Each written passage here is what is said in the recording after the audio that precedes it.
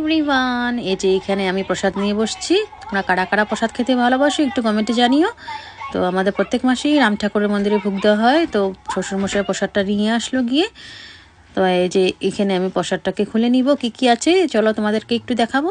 তো এখানে আছে বেগুন ভাজা, ডাল, পনির, ফুলকপি সব কিছু আছে। আর এই যে এখানে দেখাচ্ছি আমি পায়েস। তো প্রসাদটাকে আমি নামিয়ে একটা গামলাতে ভালো করে আমি মেখে নিব।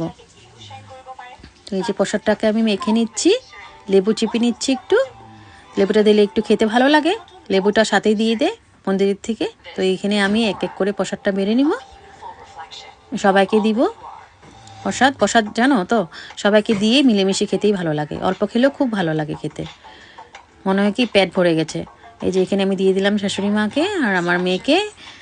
তো ওরা খেয়ে তো খুব আনন্দ, খুব ভালো লেগেছে বলছে। আর যেখানে আমিও নিয়ে নিয়েছি। তো প্রসাদটা সত্যিই খুব টেস্টি হয়েছে। তো চলো বাই, ভিডিওটা ভালো লাগলে লাইক কমেন্ট শেয়ার।